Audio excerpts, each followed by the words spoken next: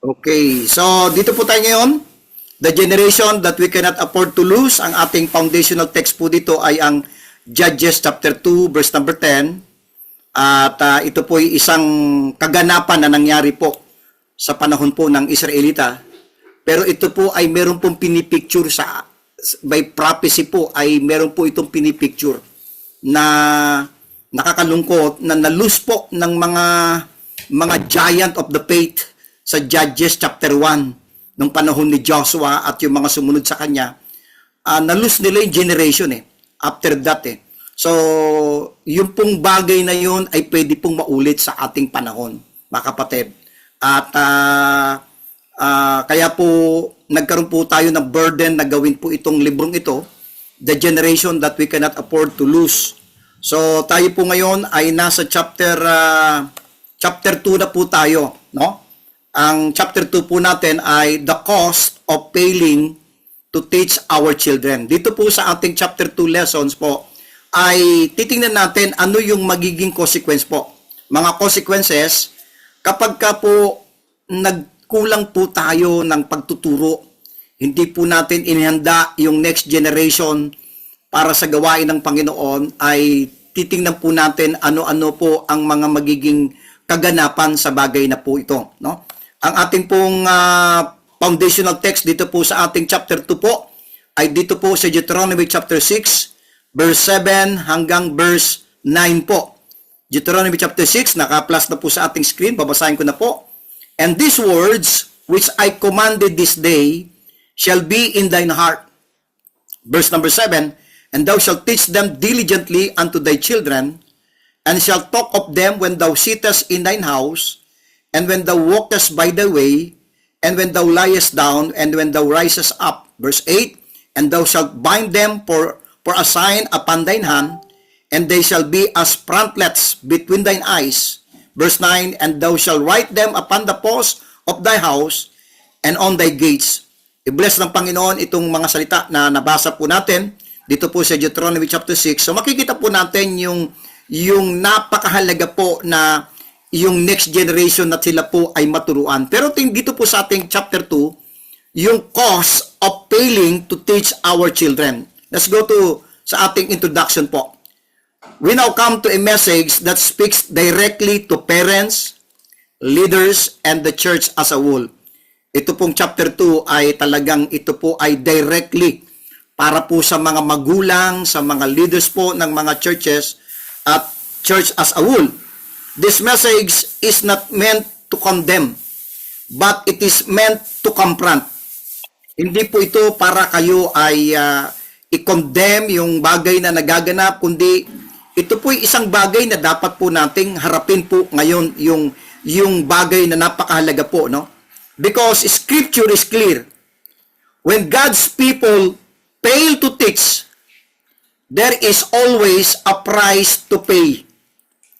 And it is usually paid, ito pong problema, by the next generation. Kapag ka po nagkulang po tayo ng training, ng pagtuturo, there is always a price to pay. At ang problema po, and it is usually paid by the next generation.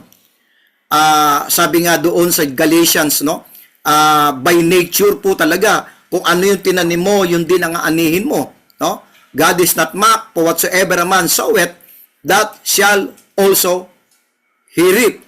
And sometimes, yung tinanim natin, minsan ang aanin nito, yung next generation. Ganto din po dito, no? Yung kapag nag-fail po tayo na i-train, turuan yung next generation, ang magbabay nito ay ang next generation. God, I want you to note this po, mga brethren, God never commanded the world to teach our children. Hindi po mababasa natin sa Biblia ang magtuturo sa ating mga anak ay ang mundo, ang sanglibutan.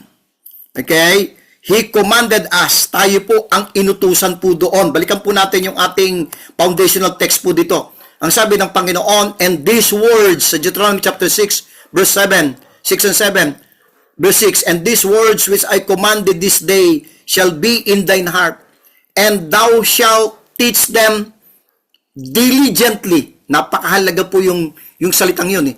Hindi lang tuturuan mo, kundi teach them diligently unto thy children. Diligently. Hindi lang parang casual lang, parang pag naalala mo lang. Ito po'y tumutukoy sa consistency, pagtsatsaga, at talagang ito po ay talagang day to day na gagawin natin. Yung word na diligently unto thy children. Paano natin nasabi na ito po ay day to day na gagawin mo sa next generation? And sabi niya, and shall talk of them when thou sittest in thine house, and when thou walkest by the way, and when thou liest down, and when thou risest up. And thou shalt bind them for a sign upon thine hand, and they shall be as frontlets between thine eyes. So kaya yung keyword po dyan, yung word na thou shalt teach them diligently. So makikita po natin mga minamahal, tayo po yung inuutusan po ng Diyos na magtuturo sa kanila. Hindi po yung barkada, hindi po yung internet, hindi po kung sino-sino man. Minsan mga kapatid, mas pinapakinggan pa ng mga kabataan ngayon yung ibang tao kaysa sa kanilang mga magulang. And it is so sad na nangyayari po yan sa ating kapanahonan ngayon. Let's go to my first point dito po sa ating chapter 2, the cause of failing to teach our children. God's command to teach is not optional. Yung command ng Diyos na turuan natin, ang sabi sa Proverbs, train up a child in the way. By the way, ang sabi po doon sa Proverbs, train up a child in the way he should go. Hindi sinabi ng Bible, train up a child in the way he wants to go. Kundi ang sabi ng verse sa Proverbs 26, train up a child in the way he should go. I-train natin yung mga bata doon sa dapat na daan na kanilang dapat tahakin. Hindi doon sa daan na gusto nila. Okay, so that's why, dito po sa ating first point, God's command to teach is not optional.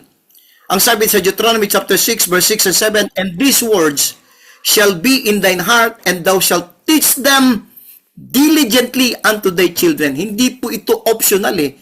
And nakakalungkot, mga kapatid, dahil napasok na po ng maling konsepto ng mga batas ng gobyerno po ang bawat bansa na bawal ng disiplinahin. Imagine mo, may nabasa po kung parang I think parang last 2 days ago, meron diyan sa Pilipinas na nasabihan lang yung grade 12 parang 15 years old na babae, nasabihan lang na bobo at na-depressed na at yun nga, nagkaroon na ng malaking problema sa kaisipan. Mga kapatid, alam nyo yung generation ngayon na napaka-weak po nila, mga kapatid. Samantalang nung panahon po natin, hindi lang napagsabihan ng ganitong masakit na sita. Makaranas tayong mabato ng chalk, ng eraser, mapalo sa ating palad ng stick, tama? Napatayo, napabilad. Ako, naranasan namin nung sa CAT ay ibilad doon sa kainitan ng araw. Okay? At makikita natin, Panginoon, mga kapatid, no? Sabi yan, and thou shalt teach them diligently unto thy children. Church, my brethren, notice that this is not a suggestion. It is not advice, it is a command. Command po, utos po ng Diyos na dapat po ginagawa ito ng bawat brethren, mga adults po sa kanilang mga anak, mga minamahal. God did not say, if you have time. Alam niyo, isa sa pinaka dahilan kung bakit po marami pong mga kabataan ang hindi po maayos yung kanilang spiritual condition dahil ang talagang may problema, mga magulang. Wala pong time. Busy sa trabaho, busy sa mga lahat ng mga gawain. Kaya po ginawa ko po pong Sunday evening dahil alam ko may mga churches po na nagsa-Sunday morning and afternoon.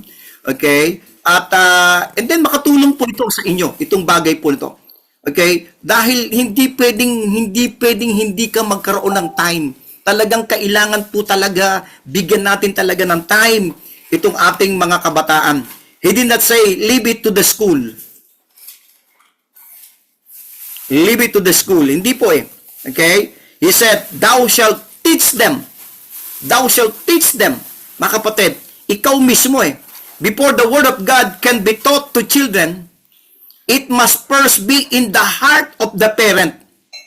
We cannot teach what we do not treasure. Hindi mo maituturo sa susunod na generation, yung mga kabataan ngayon, kung wala sa puso mo talaga yung salita ng Panginoon as parents, as adults, as leaders ng mga churches. Napakahalaga po na sa iyo mismo magsimula sa puso mo yung kahalagahan ng salita ng Panginoon. Nakakalungkot, mga kapatid, na minsan sa mga local churches, mas faithful pa yung mga young people kaysa sa mga adults. And it is so sad. Dapat tayo po ang mga parents, mga adults, ang higit na kakitaan ng mga young people na masigasig sa salita ng Diyos, masigasig sa ating church, masigasig para sa gawain ng Panginoon.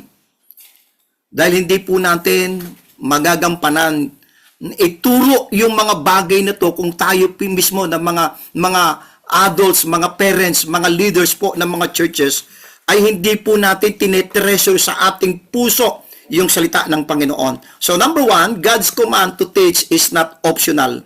Number 2, when teaching stops, listen to this, memory disappears. When teaching stops, memory disappears. Kapag ka po huminto po tayong nagturo, yung memory po mawawala po. Mawawala po, mga minamahal. Ang sabi sa Psalm 78 verse 5 and 7, which he commanded. Maganda, basahin po natin ang buo po ito, no. Kinuha ko lang po yung mga importanteng thought ko diyan sa pero maganda, mas maganda basahin ko po siya. Psalm chapter 78 verse 5 and 7 po. Ito ating second point, when teaching stops, memory stop or disappears. Ang sabi sa Psalm 78, ito po ha. Okay. Sabi sa Psalm 78 verse 5, for he established a testimony in Jacob and appointed a law in Israel, which he commanded our fathers, watch the verse, that they should make them known to their children. Ang halaga po ng verse na yun, mga minamahal. Ano po ang dahilan? Verse 6 po. That the generation to come might know them. Ang halaga po, mga kapatid, talaga na ipaalala natin, ituro natin yung kagilagilalas na ginawa ng Panginoon, especially po yung ginawa ng Panginoon sa krus ng Kalbaryo na siya'y namatay, inilibing at nabuhay na muli. Mahalaga po. Alam niyo po, nung nagtuturo po kami ni Mrs. dito sa isang school po, itong katatapos lang po namin ng Friday, Monday to Friday, iniisip ko, ano yung unang-unang dapat ituro namin? Okay? Kasi po, may mga teachers po no? Kailangan hindi nila mahalata, lalo na ng mga teachers na pinapasok natin kasi hindi, alam nyo, nakakalungkot po, mga minamahal yung mga bata rito, hindi po nila kilala si Jesus Christ. Kasi mga Buddhist po sila, si Buddha po ang kilala nila Okay? So, para hindi medyo mahalata na talagang, ang talagang main goal natin ay ipakilala talaga natin si Kristo. Okay? Para hindi nila mahalata na parang kini-Christianize natin yung mga bata.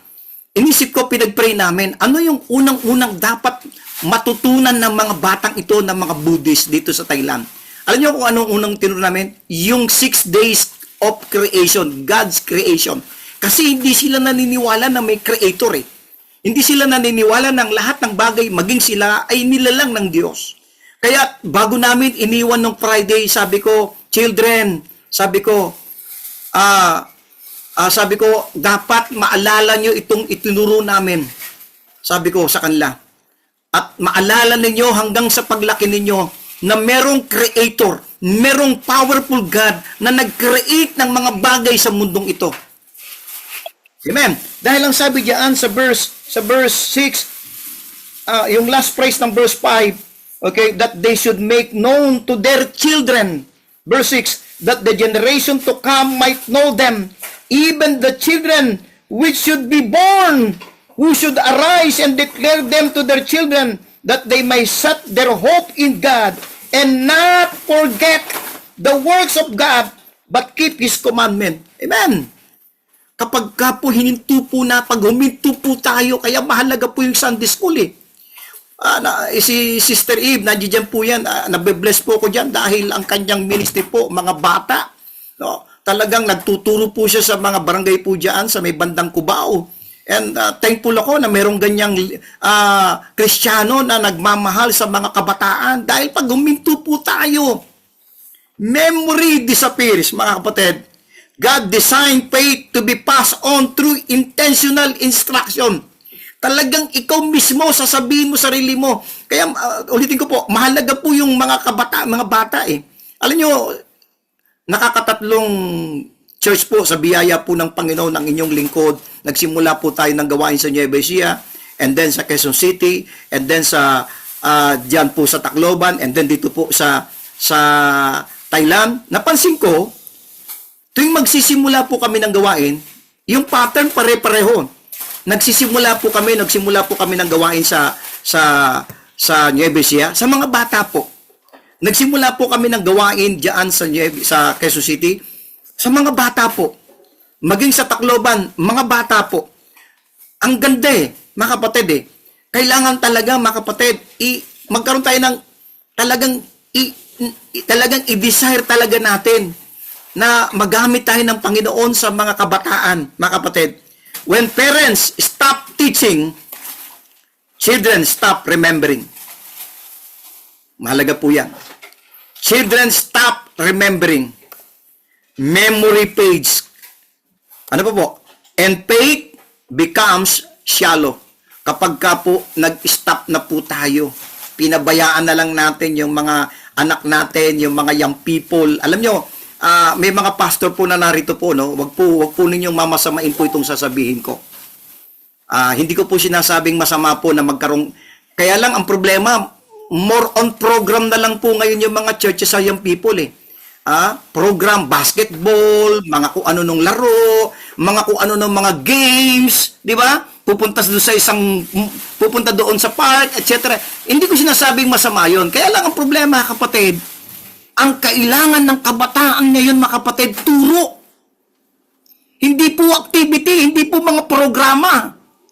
Ang kailangan ng mga young people ngayon, sila po ay maturuan talaga ng salita ng Panginoon. Amen. So, when parents stop teaching, their children stop remembering, memory fades, and faith becomes shallow. This is why Judges chapter 2 verse 10 happened. Ito pong dahilan kung bakit nangyari po yun eh. Not because, I want you to note this, not because God stopped working, but because teaching stopped. Hindi dahil ang Diyos ay huminto ng gumawa, kundi ang naging problema, huminto na tayong nagturo. Amen? Huminto na tayong nagturo. Alam nyo, kapag ka binasa po natin yung mga revivals na naganap po early 1600, 1700, 1500, 1600, 1700, 1800, ma-amaze kayo sa mga revival ng mga churches during those times. Talagang merong isang testimony si D.L. Moody na ang ganda po eh. Na kapag ka merong napupuntahan na isang lugar, yung isang town na yon na merong mga bar, merong pabrika ng sigarilyo, after na nagkaroon ng pangangaral ng Word of God, nagsipagsaraduhan po. Nangyayari po noon po yun eh. Pero ngayon, mga minamahal, ang tanong ko sa inyo, nararamdaman ba ng community yung impact ng ating patotoo, ng ating ginagawa sa ating church? At sasabihin natin, parang hindi na kumikilos ang Diyos. No, kailanman hindi po hihinto ang Diyos. Bakit ganon? Not because God stopped working, but because teaching stopped. Mga minamahal. Let's go to point number 3. Isa-isay natin the first cause. Yung unang cause po. When failing to teach our children. Ano-ano po yung mga consequences? Isa-isay po natin. A generation that does not know God personally. Yan po yung first cause. Kapag ka nag-fail po tayo. A generation that does not know God personally. In Judges chapter 2, balikan natin ito. Sabi diyan sa Judges chapter 2, okay? which knew not the Lord. Ang maganda, basahin ko po ng buo po itong Judges chapter 2 and verse number 10. Sabi sa verse number 10, and also all that generation were gathered unto their fathers, and there arose another generation after them, which knew not the Lord, nor yet the works which He had done for Israel. Yan ang nakakalungkot. Yan ang magiging unang-unang cost kapag ka nag-fail tayo na turuan yung mga kabataan. Okay? A generation that does not know God personally. This is the first and greatest cost. Yung generation na lilitaw, hindi nila kilala ang Panginoon. Ini-imagine ko kung ilan po yung, eto po, tinitingnan ko, no, habang minsan naglalakad ako dito sa kalye po dito sa Thailand, no, sa Chiang Rai, pinagmamasdan ko yung mga tao. And then tinignan ko sa map, yung mga Buddhist country, no, yung China, Thailand, Laos, Vietnam, Cambodia, ang daming mga bansa na Buddhist eh. Ilang bilyon. And then yung Christianity, gaano kalakas, gaano karami yung, gaano kalaki yung impact, yung pag-spread nito. Ini-imagine ko si Buddha, imagine mo isang tao lang ang nagbigay ng ganong pagtuturo. Imagine mo kung gaano karaming tao ang naniwala sa turo niya. Kaya napakahalaga po talaga mga kapatid na hindi tayo dapat magpipilit na turuan yung mga kabataan natin ngayon mga kapatid. Kasi pag hindi po natin tinuro ito, merong lilitaw a generation that does not know God personally. Children may know church, they may know Bible stories, they may know Christian language, but knowing about God is not the same as knowing God. Yung pagkakaalam nila patungkol sa Diyos ay hindi pareho yung pagkakakaalam nila sa Diyos mismo. Kailangan magkaroon talaga sila ng tamang personal relationship doon sa Diyos na to. Walang iba kundi ang ating Panginoon. Kailangan magkaroon talaga sila ng tamang experience ng kaligtasan ng ginawa ng Panginoon sa kanilang buhay. When teaching fails, children inherit religion without relationship. Maaring magpatuloy yung, alam mo, wag nawa sana munang mangyari, no? Pero darating din po yung panahon na tayo pong generation natin, lilipas din po tayo, mawawala po tayo. Maaring magpatuloy yung mga churches, pero yung tamang relasyon sa Panginoon, yun po ay hindi po yun na-inherit eh. Personal po yun eh. Kaya habang bata pa yung mga anak natin, tanongin natin sila, paano silang na-save? Ano yung dahilan? Paano? Mga kapatid, yung misis ko, nakaka-bless po yung wife ko, yung mula doon sa panganay, maliit pa lang yan, kakausapin niya yan, nung grade 1 si Jenjen, yung panganay ko, tatanungin niya yan, and then pagdating yung susunod, lahat po yan, isa-isa. Tinatanong niya yan. Ni-isa-isa niya yan, bago matulog sa gabi. And then may mga time na tatawagin niya yan, mga kapatid. When teaching fails, children inherit religion without relationship. That's the first cause. A generation that does not know God personally. Kapag nag-fail po tayo, naturuan yung mga kabataan. The second cause, ito po yung pangalawa. A generation easily shaped by the world. Kapag ka po nag-fail po tayo na turuan yung mga kabataan, magkakaroon ng generation na ang dali nilang mahatak ng mundo. Yes, totoo po ito, mga kapatid. Ang sabi sa Romans chapter 12, verse number 2, okay, and be not conformed to this world. Sabi diyan, Romans chapter 12, and verse number 2. Sa po natin mga Bible po natin, Romans chapter 12, verse number 2. Says in Romans chapter 12, and verse number 2, Mahalagang verse po ito. Alam kong familiar verse po. Pero kahit familiar verse, buksan pa rin po natin Bible natin. And be not conformed to this world, but be ye transformed.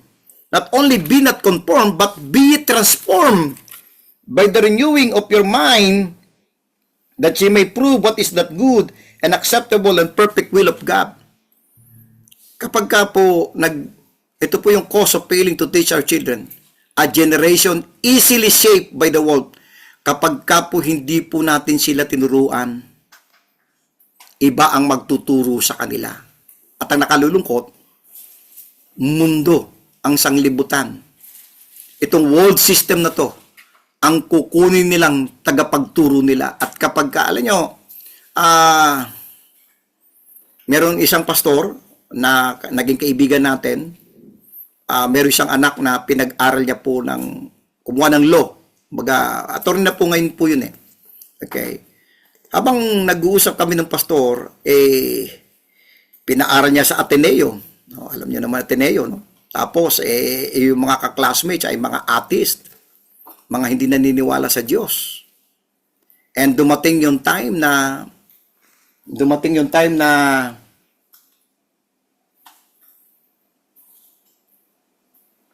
okay, walang maintindihan. Okay, sige lang.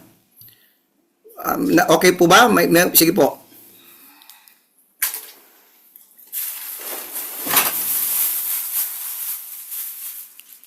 Hindi ko ma Okay, sige. Sandali lang po Kaso maghihinto ito. Sige. Sandali lang po. Mag-ano lang po ako, ta-transfer ako ng wifi po signal, no? Hindi niyo po daw po na Glit lamang po Okay na po. Okay na. Okay na pala. Okay na pala. Late muna pa lang na siya. Malinaw po yung signal kasi screen share niya malinaw. Siguro po sa mic niyo po naglolo ko siguro. Ay, ganoon. Okay. Pero okay na ngayon. Bigla po okay. Okay, biglang okay. Amen. Pero sa susunod po siguro, Evangelist, mag-earphone na po sila. Tingin ko sa mic na po yan eh. Laptop po ba gamit? Oh, yes. Oo. Opo, tingin ko mic po yan, mic. Okay. Hindi ko na hanapin ko siguro. Thank you sa advice. Okay, so sige, tuloy po tayo. Okay, so a generation easily shaped by the world. Madali pong mahatak po ng sanglibutan kapag hindi po natin sila tinuruan. Iba yung magtuturo sa kanila at nakalulungkot kapag iba na ang nagturo sa kanila. Hindi po Bible sigurado ko ang kanilang matututunan, mga minamahal. Amen. When parents do not teach, the world will gladly take over. Kapag hindi po natin sila tinuruan, yung mundo, yung world system na to, sila ang magte-take over. At kapag sila ang nag-take over, we're going to lose this generation, mga minamahal. Culture is always teaching, media is always discipling. Peers are always influencing. If God's truth is not intentionally planted, the world's lies will naturally grow. Kapag hindi po natin po talaga itinuro yung salita ng Panginoon, yung kasinungalingan ang lilitaw at lalabong sa ating kapanahunan. Let's go to point number 5, the third cause. The cause of failing to teach our children. Ito po yung third cause. A generation without moral direction. Ang sabi sa Proverbs 14:12, there is a way which seemeth right unto a man, but the end thereof are the ways of death. Kapag ka hindi po natin naturuan yung ating mga children, yung magkakaroon ng yung moral ng kanila, yung moralidad ng kanilang buhay ay hindi na magiging maayos. Visions comes from truth. Truth. Okay? Truth comes from teaching. Without teaching, right and wrong become relative. Okay? Right and wrong become relative. Kapag ka po without teaching po ng Word of God. Number 2, sin becomes normal. Yung kasalanan parang nagiging normal na lang, instead na ito'y dapat nagiging aware ang mga kabataan, yung mali-mali, yung tama-tama. Pero nagiging relative na lang yung right and wrong. Nakadepende. Holiness becomes strange. Yan po ang nangyari. This is not the fault of the children. It is the result of instruction being absent. Okay? Ito po ay hindi po kasalanan ng mga kabataan. Ito po ay resulta na wala ng instruction silang nare-receive sa atin bilang mga magulang na Kristiyano, mga minamahal. Amen. Let's go to point number 6. The fourth cause, broken spiritual legacy. Okay, sabi sa Psalm 78 verse 8, and might not be as their fathers, a stubborn and rebellious generation. God never intended children to repeat the failures of their parents. Ayaw ng Diyos na yung pagkakamali ng mga nauna ay maulit-ulit sa kanilang panahon. Hindi po ganoon ang intention ng Diyos. But when teaching stops, mistakes are repeated. Cycles continue. Paulit-ulit lang. Katulad nung nangyari sa land of Canaan. Okay, yung papasok nila bago doon sa wilderness. Paulit-ulit lang. Okay? Mga minamahal. And spiritual progress is lost. Yung legacy na dapat iiwanan natin, yung magandang legacy sa ating next generation, mapuputol po yun eh. Okay? Mapuputol po eh. Failing to teach does not just affect one child. Listen to this. Failing to teach does not just affect one child. It affects generations. Kapag ka nagkulang tayo ng pagtuturo, hindi lamang isang bata ang naapektuhan, kundi isang generations. Amen. Let's go to point number 7. Ano yung God's design? Ano yung design ng Diyos? Teaching that is daily, personal, and consistent. Mga minamahal. Okay. God's design, ano yung design ng Diyos? The teaching, okay, sandali po ha. Teaching that is daily, personal, and consistent. Ang sabi sa Deuteronomy chapter 6 verse 7, when thou sittest, when thou walkest, when thou liest down, and when thou risest up. Ibig sabihin, yan po'y pagtuturo ng daily, personal, and consistent. Yan po yung disenyo ng Diyos. Kung paano po nating ititrain, kung paano po nating tuturuan yung mga kabataan, mga kapatid. Teaching was meant to be daily, not occasional. Hindi po parang katulad lamang ng birthday kapag naisipan lang natin. No. It should be daily. Okay? Personal. Not delegated. Ito pa po ang problema, mga kapatid. Dahil busy po tayo sa ating trabaho, minsan ay ipinaaasa na lang natin sa mga yaya, sa mga katulong, sa kapitbahay, yung instead na tayo po ang dapat gumagawa nito, mga minamahal. Ang pagtuturo po, teaching was meant to be daily, personal, and relational. Ibig sabihin, not mechanical.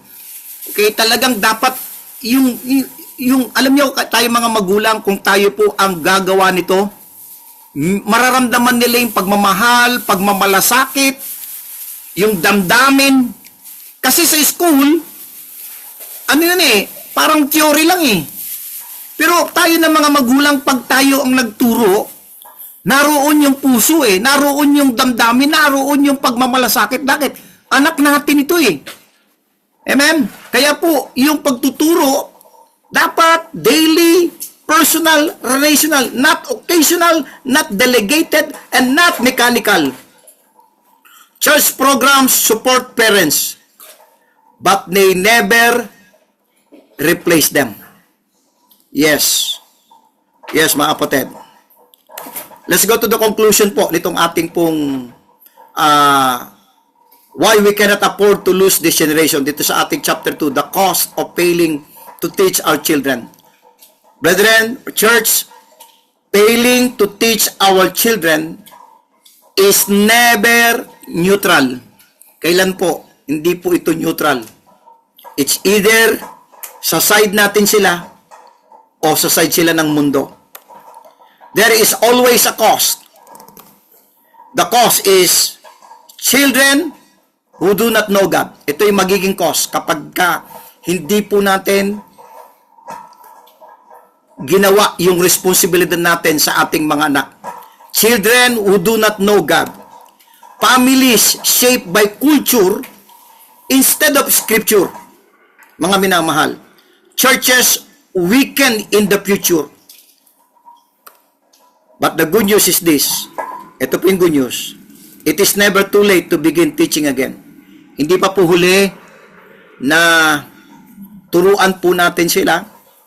Naniniwala ko sa gawain ng Panginoon, sa kalooban ng Panginoon, laging merong room for improvement. Laging merong room for second chance. Hindi pa po huli, mga kapatid. That's why, ito po yung intention ko po dito. Why we cannot afford to lose this generation. Yung hanggang meron pa tayong magagawa, gawin po natin, mga minamahal. We can still preserve this generation because this is the generation we cannot afford to lose. And I hope, nakita po natin dito po sa ating chapter 2 po, ito pong bagay na to, the cost of failing to teach our children. Amen. With that, I paumanin po, no? Kung sakaling putol-putol daw yung aking dahil po sana ay siguro hopefully sa next Sunday, gagawin ko po ng paraan na ito po ay may ayos. Patuloy niyo pong ipag-pray po yung signal ko po rito na sana po ay baka nga may problem yung sa microphone dito sa laptop. Okay, at salamat po. So tayo po ngayon ay nasa 47. Amen. Sandali po ha. Mag-screenshot po tayo. Screenshot po tayo. Dali po ha, screenshot ko po. Dali, i-open ko po yung ating andali, stop. Jabez, pwedeng paki-stop na yung record.